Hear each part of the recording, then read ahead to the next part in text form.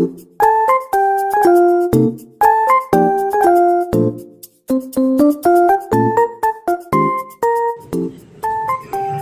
araw sa inyong lahat. Ako nga pala si Aliyah Chelsea S. Santos mula sa Humes 11 Paul.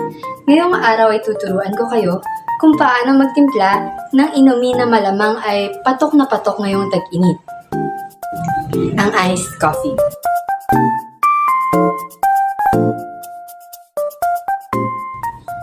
Nakahiligan na nating mga Filipino ang uminom ng kape, kaya't ngayong tag-init, bagay na bagay itong iced coffee.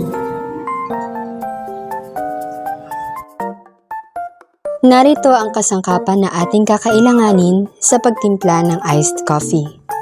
Mainit na tubig, gatas, asukal, baso, ice cubes, kape, maliit na mangkok at kutsara.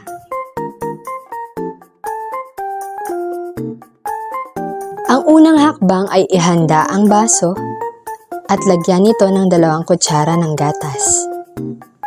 Lagyan ito ng asukal at saka lagyan ng mainit na tubig. Haluin ito ng maigi.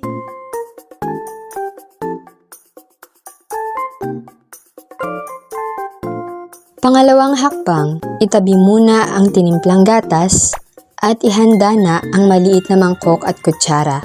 Pangatlong hakbang ay lagyan ito ng 2 kutsaritang kape, 2 kutsaritang asukal, at 2 kutsara ng mainit na tubig. Pang-4 na hakbang ay haluin ito ng maigi hanggang sa ito ay matunaw na.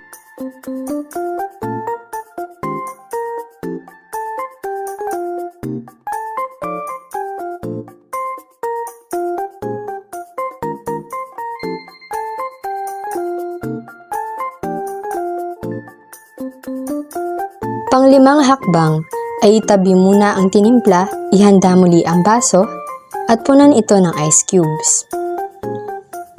Sumunod ay isalin dito ang tinimplang gatas, pati na rin ang tinimplang kape. Sa panghuling hakbang, haluin ang tinimpla hanggang sa ito ay lumamig. Ngayon ay naitimpla na natin ang malamig, matamis, at masarap na kape na bagay ngayong tag-init.